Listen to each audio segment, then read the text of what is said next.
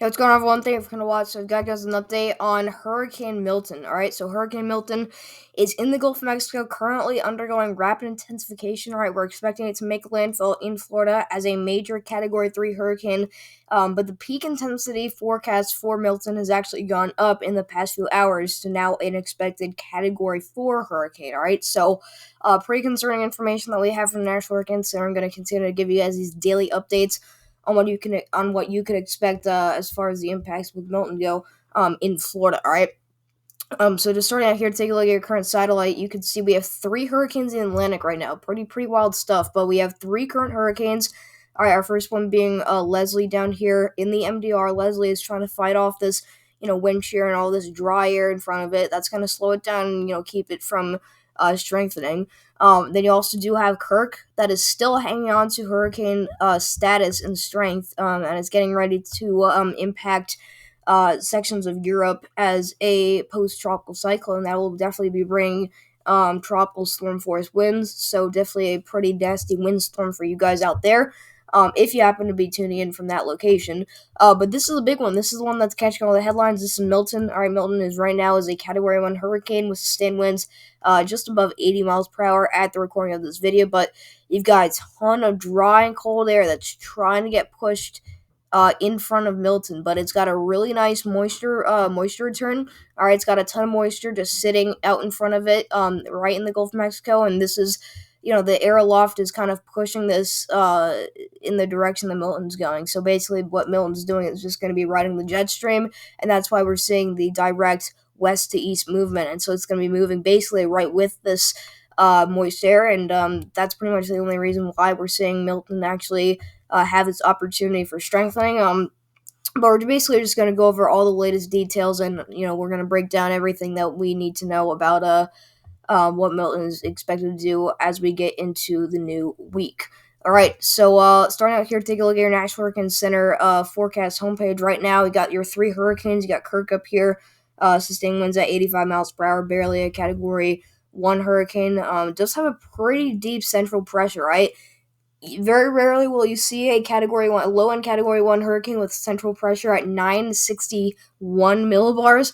All right, usually you'd think that's a high end Cat 2, low end Cat 3. But this is just going to maintain its strength even as it becomes the next tropical cyclone. It's still going to be very strong. It's still going to have tropical storm force winds. It's just not going to have those characteristics. All right, so I think that's kind of why we're seeing still some very low pressure there, but pretty interesting to see, and it's a good example of why pressure is not what matters, and you can't really look at a storm on the GFS or whatever and say and estimate how strong it is due to how low in pressure it is. I do that a lot on this channel, assuming that it's going to be a normal system, but I'm not saying that stuff like this is going to happen with every hurricane. It's just that things like this can definitely happen, but usually what we'll see is a much higher pressure in this instance, a Category 1. So basically, you never know what's going to happen with the system. It could definitely be lower pressure, much lower than, what an average Category 1 hurricane would be. Or it could just be, just an average pressure. So that's all I got to say for that. But you also got Leslie south of that and hanging out here in the MDR. All right, right now Leslie is actually just a bit stronger than Kirk. Leslie has maximum sustained winds at around 90 miles per hour, but there's that minimum central pressure at around 982 millibars. So Kirk is actually a weaker hurricane, but is a whopping 20 millibars lower than Leslie. So very interesting to see that difference there. But we'll just, continue to watch as these two hurricanes churn over the waters here in the Atlantic. Now you've got Milton. All right, Milton was a tropical storm last night. It is now undergoing rapid intensification and strengthened this morning to a Category 1 hurricane. As of right now, you've got maximum sustained winds at 85 miles per hour, and the pressure is dropping pretty considerably. We're almost under 980 millibars. So this is as of I believe 2 or 3 hours ago. This was a 981 millibar low, so this could definitely be a Category 2 hurricane by now, with pressure under 980 millibars. So Milton is a strengthening system beginning to work its way a little bit farther to the east. So we'll continue to watch and monitor how much development the system goes through. But you look at satellite on Milton right now. You can see in the past few frames, look at that, the core really starting to wrap up. You could see that intensification really just booming. It looks like an explosion just happened right in the center. And you can see at the very last frame right here, it really starts to wrap up. And this, I think, is the beginning stages of an eye forming. So I really do think that this is probably a Category 2 hurricane at this point. You've got these outer bands really starting to get into shape here. But I mean, this center of circulation really starting to ramp up, and I think by tonight we'll probably start to see that eye start to just peek through the clouds. But this could definitely be. I mean, really, we have to see what's going to happen tonight. But this could honestly be a major hurricane by the time we get to about midday tomorrow. So rapid intensification is certainly ongoing right now. But it's a pretty compact hurricane. Just a textbook, hurricane Category 1 hurricane that you've got going on here, and this is just a great example of what rapid intensification looks like in just the beginning stages of rapid intensification. So that's basically just why we're concerned with the beginning stages of this hurricane. All right. So moving on here to the current National Hurricane Center forecast path, you can see right now.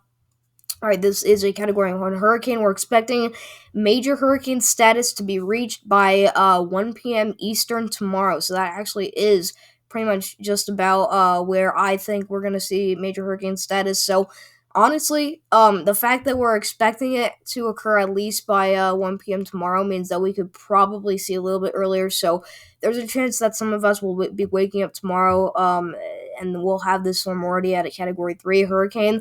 If that happens, then we'll probably end up seeing more of a higher end situation unfold, meaning that we'll probably get more or less like a high end Category 4 rather than just, a low end to, mid Category 4 hurricane. But as of right now, you got a pretty small wind field of hurricane force winds. That's the current estimate, but you've got those tropical storm force winds starting to spread out a little bit more.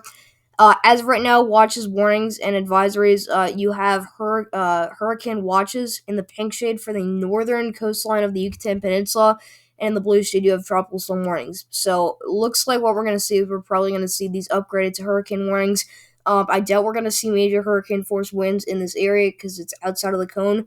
If this shifts south, that could definitely change. But I do think that the wind field is going to be big enough to bring definitely those hurricane force winds. Now, this is not going to be a large system. This is probably going to be a compact hurricane like what we saw on satellite. So this is probably going to be a relatively small wind field, but I do think that it could definitely pack a punch as well. So major hurricane status expected all the way from 1 p.m. Monday to 1 a.m. on Wednesday, and then this is when we really start to get near landfall. We're expecting a 1 p.m. Wednesday landfall, so it really looks like about lunchtime, maybe just after lunchtime on Wednesday.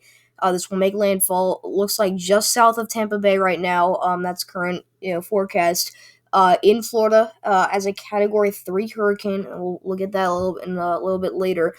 We're expecting this to emerge off the coast of the east coast of Florida, back into the southwest Atlantic, and it will continue to kind of move over these waters as a Category 1 hurricane. And pretty much right now, it looks like it's going to go right for Bermuda, but still will be at least a tropical storm, if not just an ex-tropical storm, but still could definitely have those tropical storm force winds. All right, so that's current forecast they've got right now from the National Hurricane Center. And you take a little bit of a deeper dive into this, you can see right now hurricane status 85 mile per hour Category 1 hurricane. We're expecting by 2 a.m. tonight to reach Category 2 hurricane force winds. Look at that, you have a 20 mile an hour jump in just about if it's 10 o'clock, that's just a 4-hour jump from 85 to 105 mile per hour hurricane. So looks like rapid intensification is definitely going to get it's definitely going to start to get into gear here. But it's really I think it's really going to get in quite intense as we get later into tonight. But you can see by the time we get to 2 a.m. Tomorrow night, so this is Monday into Tuesday morning, we're expecting this to hit Category 4 status right around 2 a.m. on Tuesday as 140 mile per hour sustained winds. This will continue as a Category 4 hurricane, actually strengthen a little bit more, and by the time we get into about midday Tuesday, this could be all the way up to 145 mile per hour sustained winds, just about 10 miles per hour shy of a Category 5 hurricane.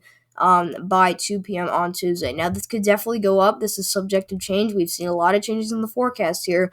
But as of right now, we are expecting this to now be a Category 4 hurricane prior to landfall. This does end up weakening just before landfall, and you can see at our closest point to landfall here from the National Hurricane Center, we're expecting this to, right as of right now, to be 120 mile per hour sustained winds as a Category 3 major hurricane. Looks like it's going to make landfall right around Sarasota, so just south of Tampa. All right, just south of Tampa Bay here. We're expecting this to make landfall. Apologize for zooming out. I meant to zoom out just a little bit, but it zoomed out the entire map. But basically what you've got here is you've got Longboat Key, Sarasota, Osprey. You've got Bradenton, St. Petersburg. A lot of these areas were actually hit very hard by Hurricane Ian. So I think Hurricane Ian made landfall just farther north, if I'm not mistaken, than this. I think it was north of Tampa. Or I could be wrong. But I know this area is very familiar with hurricanes. Definitely, with what Ian brought to this area. But once again, this is not a storm that you need that you want to mess around with. This is another Helene like event potentially. Because remember, Helene made landfall as a Category 4 hurricane, and you're already expecting Milton to at least reach Category 4 hurricane status at one point to another. So, as of right now, we think that we have an idea that the storm may end up weakening just a little bit prior to landfall, but that could certainly change, and that's kind of I wouldn't say it's the opposite, but it's a little different from what we saw with Helene. Helene, we actually saw strengthening that was last minute, which was unexpected, and basically that could happen with Milton as long as it doesn't, lose any strength, prior to landfall here. But this will go right through Florida, and then maintain hurricane strength until we get to. It looks like about Thursday, midday Thursday. We're expecting this to end up being a post-tropical cyclone. Still, though, with hurricane force winds, 75 mile an hour sustained winds, and they'll head off towards Bermuda and into the rest of the southwest Atlantic. All right, so that's current forecast right now from the National Hurricane Center. You look at tonight's GFS. It does have the storm reaching, what looks to be Category 3 status. You see, you get this down to a 955 millibar low. This doesn't look as strong as what the National Hurricane Center is forecasting. Remember, the National Hurricane Center at this point would have a 145 mile per hour Category 4 hurricane. GFS has a 955 millibar low, which is probably, if you're estimating this is probably a Category 3 hurricane. And just these winds would definitely be a lot lower than 145 miles per hour sustained. So GFS, surprisingly, even on the 18Z run, GFS happy hour, GFS does not have have an overstatement here on the signal for the system. It actually does this a little bit too short here, if that makes sense. So it doesn't, it underdoes the strengthening of the system, and it does something a little weird here. It weakens prior to its peak strength. So it gets down here to our 955 millibars, and then it starts to go up again. You can see it gets up to a 964 millibar low, and that's actually pretty close to what Kirk is at right now. So it gets this back up, so you could say about a Category 1, Category 2 hurricane again. So all of a sudden you have a much better scenario looking to play out for Florida. But then it does something weird again. It re-strengthens, and this is what's a little bit, concerning with what happened with Helene. Now, Helene, at the very last second, began to undergo rapid intensification once again, and strengthened a lot more than we expected. And then this is what happens on the 18Z run of the GFS. It deepens this low once again and gets us down to a 953 millibar low. Right at landfall. Makes landfall much farther north than the National Hurricane Center. I shouldn't say much farther north, but it does make landfall a little bit farther north, pretty much closer to the Big Bend region of Florida, as a 953 millibar low as we get into, what is this? This is Wednesday night into Thursday, very early Thursday morning, and that's pretty much all we get. So GFS showing some wonky runs. GFS had a pretty hard time dealing with this, but if you look at the other major global models. All right, what does the European model show? Well, the European model actually does fall in line pretty well with what the National Hurricane Center is showing. It does not get this down to sub 950 millibars. It does keep this at around 950 millibars, so it's probably near a high end Category 3 hurricane. But it does also fall in line with the idea that this is going to weaken at the very last point. But prior to making landfall, but it does get very close to making landfall. Still has a 954 millibar low, which is probably a Category 3 hurricane. So European model has just a little bit of a weaker system at its strongest point. But overall with the location, the timing, and just the strength of the storm, it looks pretty good compared to what the National Hurricane Center is showing. So the European model, pretty reliable as far as what the 18Z run is showing. You look at the Canadian model. What does the Canadian model show? Well, Canadian model really bad with hurricanes and tropical systems. It really has a hard time with this one in particular, and only deepens this to about a 969 millibar low, which is just way underdone there, and just nowhere close to Category 4 hurricane. And it's pretty weird. This actually, the Canadian model has us making landfall in southern Florida rather than up towards Tampa Bay. So really looks like the GFS and the European model are the only somewhat reliable models to look like as far as the global models go. But definitely not exactly like what the National Hurricane Center is expecting for Milton. All right. So we look at now the HWRF. This is one of our hurricane models. This is our main hurricane model that we look at. As of right now, this is what it's showing of a 978 millibar low. So this is initializing a hurricane a little bit stronger than as of right now. So as of the last update, this was a 981 millibar low, I believe. So just about 3 millibars lower, or 3 millibars stronger, I should say, than the current status here. But you can see that we see that rapid intensification, and pretty quickly gets us down to a 940 millibar low. So there you go. This is right around where Hurricane Helene was at peak intensity. So this falls in line pretty much exactly like how the National Hurricane Center has us just moving just north of the Yucatan Peninsula. Compact system, not a large system at all, but very tight isobars here, very tight circulation. You can click for sounding in the middle of the eye here, and you can see that our moisture is actually very, very low. So that's a great sign, meaning that we have a very dry eye, meaning that basically that, the drier the eye is, the drier the signal for a center. So basically, what I'm trying to say is that if you see a signal for a dry center of a hurricane, that basically is just a large signal for saying that there's going to be an organized eye and eye wall within the hurricane. So that's what we see here, and this continues to deepen, and it slows down here over these are very, very warm waters, obviously, but it slows down. It doesn't exactly stall out, because this little island out here, it really starts to just slow down as it moves over the island, and it does actually get down to a 928 millibar low, which is whopping 10 millibars lower than Helene at its strongest point. So this, you could argue, is definitely a Category 5 hurricane, and that's where we get the potential for a Category 5 from. Because remember, this is the main hurricane model. This is the HWRF. This is the hurricane model that most people use, and the fact that it's still showing a Category 5 hurricane is a pretty concerning scenario that we see here in signal. But still, by the time we get into Wednesday, this is Wednesday 5 a.m., we still have about a 936 millibar low.